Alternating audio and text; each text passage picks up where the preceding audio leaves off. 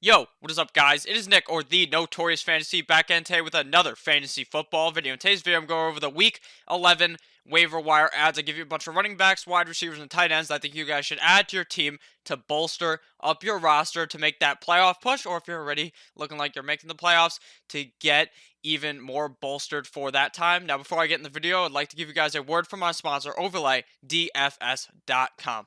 OverlayDFS.com is my favorite website to play daily fantasy on. And it is very, very, very simple. Even I can get and play well on this website. Now, it is very, very simple. Like I said, it's a start sit format. All you got to do is make 12 picks plus 3 alternate picks, and it is super simple. Pretty much right here, you can see one of the examples here would be Lamar Jackson versus Aaron Rodgers. Personally, Lamar Jackson against the Cincinnati Bengals, I think that is a very easy matchup. So to me, I think he will outscore Aaron Rodgers against the Carolina Panthers. It is that easy. All you got to do is do that 11 more times plus the 3 alternate picks, and you can go and try to win that money. Now, if you go that perfect 12 and 0 in the $109 game, you could win $28,000. I know that's like a lot of money, but even in the $2 game, you could win roughly $3,500 if you have that beautiful 12 and 0. Now, if you were in the top 10% of the entries in that contest, you win 9 times your buy-in, which is huge. But before I end this roll, I'd like to actually tell you guys a new strategy that I have discovered that I personally have used the last couple of weeks that I've found some success in. So, say I like Jameis Winston a lot this week to beat Drew Brees. So I picked Jameis Winston against the Arizona Cardinals, and then I'm going to stack him with his wide receiver, Mr. Mike Evans, to beat Tyreek Hill. Because if I personally believe that Jameis Winston is going to have a good game, I also believe Mike Evans will, and then you get 2 correct pretty much for the price of 1. At least to me, that makes a lot of sense, and is something that I like to implore every week on OverlayDFS.com. So make sure to check them out. Link down below in the description, OverlayDFS.com. And we are back. Make sure to check out OverlayDFS.com. Link down below in the description. Let's get right into this Week 11 waiver wire ads. My first ad for the running back position, my number 1 ranked waiver wire pickup for the running back position, and pretty much overall, is Brian Hill, running back of the Atlanta Falcons, owned in 0.3% of leagues on NFL.com. Now, Devontae Freeman could miss up to 2 weeks, which obviously bodes well for Mr. Brian Hill. Makes Hill a great fit and fill-in for your roster. Now, Ito Smith also on the IR, so that means Brian Hill is going to be seeing a shit ton of touches. Now, in Freeman's absence, he actually performed quite well last week against the New Orleans Saints. 20 touches for 61 yards and 1 reception for 10 yards and a touchdown in the reception game, or in the passing game, I should say, for 14.1 PPR points. That is not even in a whole game. Devontae Freeman played at the beginning of that game, and Brian Hill came in and still put up a good game. So I think that for the next coming weeks, while Devontae Freeman is out, he's definitely a guy that you could fill in to be your type of flex option, and you could be doing a lot worse than Brian Hill, and I actually do like him this week at the running back position. Next game here, or not next game, I should say, the next player here is Darius Geis, running back of the Washington Redskins. 28.1% ownership on NFL.com. Now, should be the starter this week against the Jets. Obviously, they're going to be splitting touches with AP, so he's much more of a stash for me, but he should still be getting a majority of the touches, at least in my opinion. They should want to see what they got in the most injury-prone player to ever grace the NFL. Now, in the one game he played before he got hurt, he was getting a lot of work. Now, he didn't put up a lot of points, but he had 10 rushing attempts for 18 yards and 3 receptions on 3 targets, 6.8 PPR points. So he was still getting work in the passing game and in the rushing game, even with AP there. So I think it should be similar this week against the Jets. Now, to me, he's much more of a stashing option. Like I said, I don't think I would be confident in rolling him in out there against the Jets. He's a guy that is very injury prone. He gets hurt lacing up his cleats. But even with that said, he is definitely worth a stash. He may be a guy that late into the playoffs is a guy that you could throw into your lineup and pray to the lords of fantasy football that he does not get hurt and will be able to rush you a touchdown or 2 and play well for your team. The next running back here is J.D. McKissick. J.D. McKisson Titties going up against the running. He's a running back for the Detroit Lions. 4.3% ownership on NFL.com. Now, he has had 2 good weeks in a row. Ty Johnson, I'd say throw that motherfucker straight out the window. He's terrible. He isn't going to do anything. It is truly J.D. McKissick's backfield over there in Detroit. Now, he had 2 good weeks in a row, like I said. Week 9 against the Oakland Raiders. 4 touches for 32 yards and 3 receptions for 40 yards and 1 touchdown. He didn't score 3 touchdowns. That'd be a bit crazy. 16.2 PPR points. And last week against the Chicago Bears, a pretty good defense. 10 touches for 36 yards. Obviously not as effective as the week before, getting 4 touches for 32 yards. Pretty much the same amount of yards with 6 more touches. But he also had 6 receptions for 19 yards for 11.5 PPR points. So he's clearly getting that passing down work. And that is something that we really like to see in a guy that you pick up off the waiver wire for the running back position. The fact that they are being able to catch the ball out of the backfield. Now, he should be a lot better given Stafford returns. If Stafford comes back, I am a lot more confident in him. But even with Stafford out, I still think he will be okay. Right now, to me, I'm not even sure if Stafford's going to return, but that's just where it is on Tuesday night.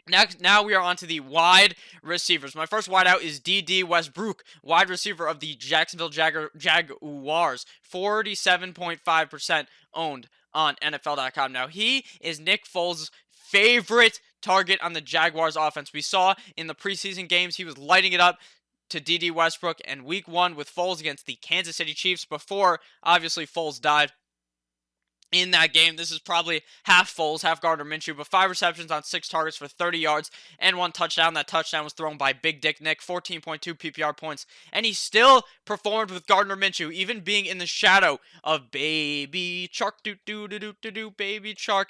He performed great as that secondary target. Week 3 against the Tennessee Titans, 5 receptions on 9 targets for 46 yards, 10 PPR points. Week 4 against the Denver Broncos, 5 receptions on 6 targets for 66 yards, 11.6 PPR points. Week 5 against the Carolina Panthers, 7 receptions on 11 targets for 82 yards, 15.2 PPR points. And Week 7 against the Cincinnati Bengals, 6 receptions on 9 targets for 103 yards, 17.7 PPR points. So clearly, he can get it done whether he's the primary target or not. To me, like I said, I do believe that Nick Foles does like to target D.D. Westbrook more, but obviously, DJ Chark is still going to get targeted on the team. Don't think that he's certainly going to elevate himself to getting way more targets than DJ Chark, but I think it's going to be a lot more similar, if not D.D. Westbrook getting slightly more. Next wideout here is Cole Beasley, wide receiver of the Buffalo Bills, and no one circles the wagons like the Buffalo Bills. 8.6% ownership on NFL.com. Now, he has been consistent all season. Joshy Allen, my boy Joshy Allen, loves throwing the ball to Mr. Cole Beasley. 11.1 PPR points on average this season. His last 4 weeks have been relatively good. You see here, week 7, 8, 9, he ended up scoring that touchdown. Week 7 against the Miami Dolphins, 3 of 6 receptions for 16 yards and a tutty, 10.6 PPR points. Week 8 against the Philadelphia Eagles, 3 of 7 receptions for 41 yards and 1 touchdown, 13.1 PPR points. Week 9 against the Washington Redskins, 2 of 2 receptions for 13 yards and 1 touchdown, 9.3 PPR points. Week 10 against the Cleveland Browns, 4 of 6 receptions for 74 yards, 11.4 PPR points. So you can see, even without the touchdown, he actually scored the second most points even without that touchdown. This week, he has an easy matchup. The next couple of weeks, he has softer type of matchups, so I love him for the rest of this season. I think he's really going to be performing. Even though Mr. John Brown is the number 1 target on the team, Cole Beasley is still performing. Next wideout here, also from an AFC East team, Devontae Parker, wide receiver of the Miami Dolphins, 42.8% ownership on NFL.com. Now, he's the primary wideout on the Dolphins now that Preston Williams he skedaddled out of there with that ACL injury. 4 tutties in the last 6 games. Week 4 against the LA Chargers, 4 for 4, like at Wendy's, for 70 yards and 1 touchdown, 17 PPR points. Week 6 against the Washington Redskins, 3 of 4 for 28 yards and 1 tutty, 11.8 PPR points. Week 7, 5 of 10 for 55 yards and 1 touchdown, 16.5 PPR points. Week 8 against the Pittsburgh Steelers, 6 of 8 for 59 yards, 11.9 PPR points. Week 8 against the New York Football Jets, 4 of 6 for 57 yards and a tutty, 15.7 PPR points. At Week 10 against the Indianapolis Colts last week, 5 of 10 for 69 yards, 11.9 PPR points. Now, as long as Miami is feeling a bit magical, as long as they keep rolling with Ryan Fitzpatrick, he is going to perform. Ryan Fitzpatrick loves Devontae Paca. Next, now is the final wideout on my list. Zach Pascal, wide receiver of the Indianapolis Colts, 24.4% ownership on NFL.com. Now, I know he shit the bed for you last week. I was really high on him, and he had a great matchup against the Miami Dolphins, and he ended up taking a shit. 2 of 7 receptions for 26 yards, 4.6 PPR points. I know it wasn't that good, but this week against the Jacksonville Jaguars, Jacoby Moneybags, Jacoby Brissett, Jacoby Brisket will be playing against the Jacksonville Jaguars. Now, TY should be out this game and potentially next game, so he will be the primary wideout on the team. He had not a great week 9 against the Pittsburgh Steelers. 5 of 6 receptions for 76 yards and a tutty, 18.6 PPR points. And he had a bad game against Miami, like I said, but I really think he bounces back this week against the Jacksonville Jaguars with Mr. Jacoby Brissett. Next, onto the tight ends. I got 2 fat tight ends for you. So if you guys have enjoyed the video thus far, please make sure to click that subscribe button. Darren Fells, tight end of the Indianapolis Colts, 35.9% ownership on NFL.com. Now, he's had a great performance week 8 against the Oakland Raiders. 6 of 6 receptions for 58 yards and 2 touchdowns, 23.8 PPR points.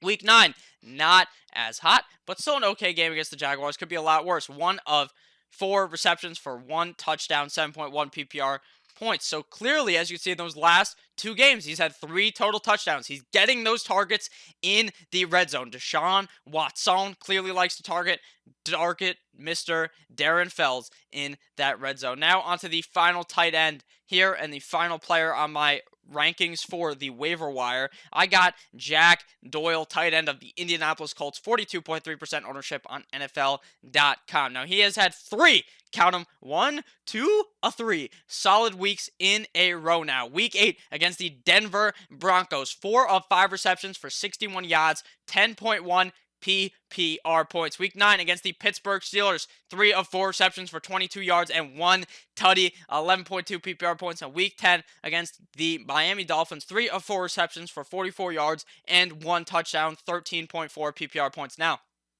Ebron still healthy, but to me, even though Ebron is the head honcho on the Indianapolis Colts, Doyle has still been producing. It's kind of like when Gronk and Aaron Hernandez were on the same team, but with a lot less murder. So thank you guys all for watching this video. If at any point you ended up enjoying, please make sure to click that subscribe button down below. You know I love each and every single one of you guys. Make sure to have a great day. Check out overlaydfs.com, link down below in the description. I believe I already said that. Click that fucking subscribe button. I love you all. Have a great rest of your Tuesday night. I'll see you guys on Wednesday. Goodbye, my friends.